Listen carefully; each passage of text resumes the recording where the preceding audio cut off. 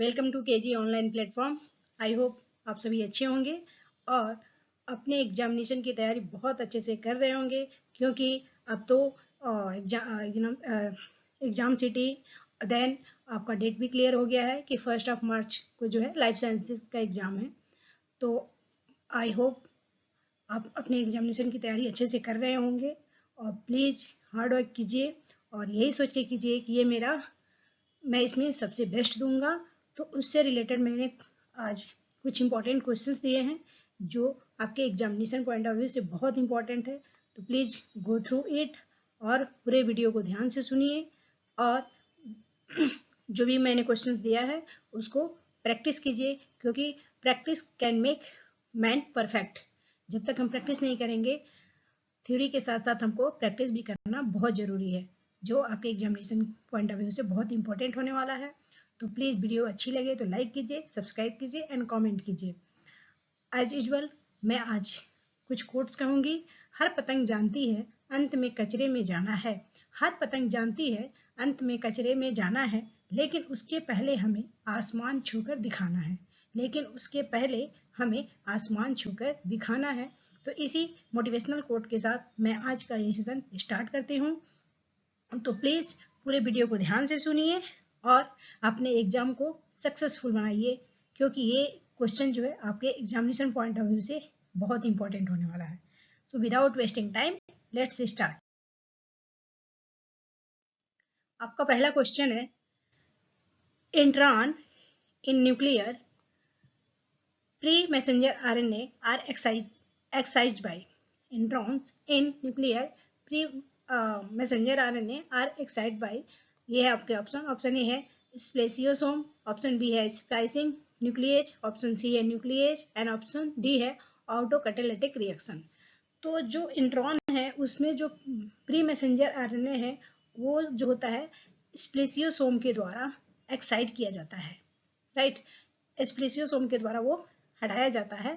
तो जो correct option है ये है option A spliceosome. Now moving to next question. Invasive species are less impacted by enemies than native species. जो invasive species है वो कम अफेक्टेड होता है नेटिव स्पीसीज से। And explanation for the better growth and propagation of invasive species in comparison to other native counterparts is provided by which of the following hypothesis। तो यहाँ पे ये कह रहा है कि जो इन्वेसिव स्पीसीज होते हैं वो बहुत कम इम्पैक्ट होते हैं as compare to the native species के। तो इसमें जो पॉपुलेशन का ग्रोथ होता है और उनका प्रोपोगेशन होता है उसके लिए कौन सा हाइपोथेसिस रिस्पॉन्सिबल है। तो ये है ऑप्शन ए है ecological niche hypothesis, option B है intermediate disturbance hypothesis, option C है enemy release hypothesis and option D है biotic resistance hypothesis.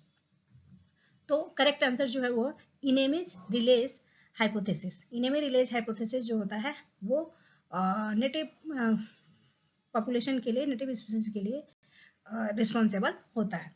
Now moving to next question. आपका अगला क्वेश्चन है, some pre messenger RNA spliced by an alternative low abundance form of the spliceosome। Spliceosome के द्वारा जो है messenger RNA जो स्प्लाइस्ड किया जाता है। This rare form contain some component common to the major spliceosome, but it contain other unique compartment such as option A है U2 and U6, option B है U11 and U16, option C है U11 and U12, option D है U4 and U7। So correct answer जो है वो है option C है U11 and U12। तो ये जो है स्प्लेसियोसोम के अलावा जो U11 और U12 है वो भी यूज किया जाता है। Now moving to next. आपका अगला क्वेश्चन है, in the Lotka Volterra population model for prey population, जिसका फॉर्मूला होता है dv by dt equal to rv minus cvp।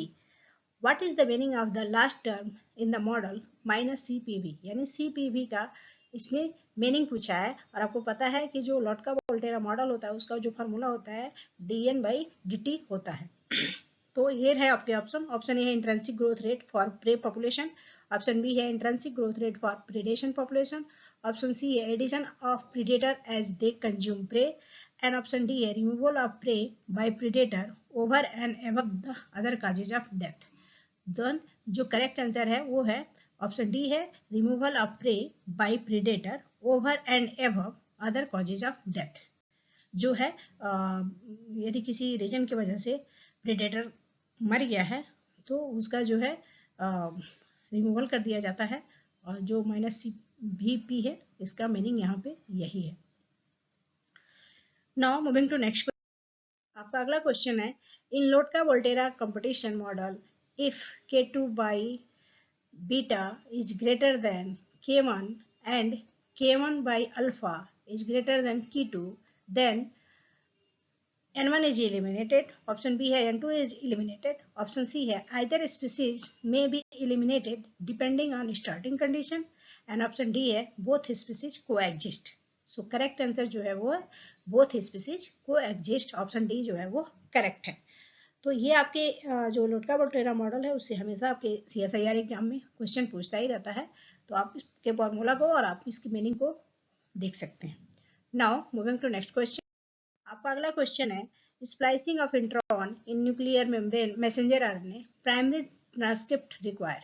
Splicing of neutron in nuclear messenger RNA primary transcripts require. Option A है guanine nucleoside और nucleotide, option B है endoribonuclease, option C है polynucleotide phosphorylase, and option D है small nuclear ribonuclear protein. तो correct answer जो है वो है स्मॉल न्यूक्लियर राइबोन्यूक्लियर प्रोटीन है, जिसका शॉर्ट फॉर्म है SNURPS। Now moving to next question, आपका अगला क्वेश्चन है which of the following types of species interaction is correctly paired with its effect on the density of the two interacting population. यानी जो species interaction होता है वो pair में होता है और उसका जो इफेक्ट पड़ता है वो पॉपुलेशन के डेंसिटी पे होता है। तो इसमें कौन सा ऑप्शन जो है करेक्ट है? ऑप्शन ई है प्रीडेशन, जिसमें एक जो होता है पॉपुलेशन इंक्रीज करता है और दूसरा भी इंक्रीज करता है। ऑप्शन बी है पैरासिटिज्म, जिसमें दोनों ही डिक्रीज करते हैं। ऑप्शन सी है कम्युनरिज्म, जिसमें वन इंक्रीज करता है और दूसरे पे कोई इफेक्ट नहीं पड़ता है। ऑप्शन डी है म्यूचुअलिज्म, जिसमें बोथ ही डिक्रीज करते हैं। तो इसमें जो करेक्ट कॉम्बिनेशन दिया गया है, क्योंकि प्रेडेशन में क्या होता है कि एक पॉपुलेशन इंक्रीज करेगा दूसरा डिक्रीज करेगा, या तो कभी कभी होता है कि दोनों ही डिक्रीज करने लगते हैं। तो ये भी आपके एग्जाम पॉइंट ऑफ आंसर के हिसाब से गलत है। पैरासिटिज्म में जो होता है वो दोनों को लाभ पहुंचता है, तो कभी कभी लाभ पहुंचता है कभी कभी नहीं पहुंचता है। और जो कम्युनलिज्म है वो उसमें सही है, क्योंकि एक को लाभ होती है और दूसरे को कोई इफेक्ट नहीं पड़ता है। म्यूचुअलिज्म में जो होता है दोनों ही बेनिफिशियल होते हैं। तो करेक्ट ऑप्शन जो है वो है कम्युनलिज्म है, जिसमें वन इंक्रीज एंड अदर जो होते हैं उस पर कोई इफेक्ट नहीं पड़ता है। Now moving to next question, आपका अगला क्वेश्चन है AB cell is able to make cell surface and secreted vision of antibody using, ये है आपके ऑप्शन। ऑप्शन ए है different gene pool, option B है डिफरेंशियल स्प्लाइसिंग, ऑप्शन सी है different heavy chain class but the same light chain, option D है same light chain but the different heavy chain. तो correct option जो है वो differential splicing जो है वो करेक्ट आंसर है। जो सेल सरफेस जो बनाता है उसके द्वारा जो एंटीबॉडी बनती है उसको हम डिफरेंशियल स्प्लाइसिंग कहते हैं। Now moving to next question, आपका अगला क्वेश्चन है the 3' end of the most eukaryotic messenger RNA is defined by the addition of a polytail, जिसको हम पॉलीएडेनाइलिक टेल कहते हैं, ए प्रोसेसिंग रिएक्शन कॉल्ड पॉलीएडेनाइलेशन, जिसमें पॉलीटेल ये जुड़ता है, इसको हम उस प्रोसेस को क्या कहते हैं पॉलीएडेनाइलेशन कहते हैं। और इसमें आपको करेक्ट ऑप्शन चूज करना है protein involve in the polyadenylation. Polyadenylation process में जो प्रोटीन इन्वॉल्व होता है उसको कौन सा इसमें कॉम्बिनेशन जो है वो करेक्ट है। तो फर्स्ट ऑप्शन है CSPE CSTF NXT1 SF1 Q2AF, option B है CSFE CSTF CF1 स्लैश 1 भी हो सकता है 11 भी हो सकता है पैप, और PABPN1, ऑप्शन सी है CF1 और 11 PAP, PABPN1, SF1, U2AF, option D है PAP, PABPN1, NXT1, CSPE और CSTF। तो इसमें आपको प्रोटीन बताना है कि कौन सा प्रोटीन इन्वॉल्व होता है एडेनाइलेशन पॉली एडेनाइलेशन प्रोसेस में। तो देन करेक्ट आंसर जो है वो है ऑप्शन बी है, जिसमें CSPE होता है, CSTF होता है, CF1R11 होते हैं, पैप होता है और PABPN1 होता है। ये प्रोटीन कोड है और ये इसमें पॉली एडेनाइलेशन प्रोसेस में इन्वॉल्व होते हैं। तो प्लीज वीडियो अच्छी लगे तो लाइक कीजिए, सब्सक्राइब कीजिए एंड कमेंट कीजिए। Now moving to next question. आपका अगला क्वेश्चन है facilitation describe which type of species interaction.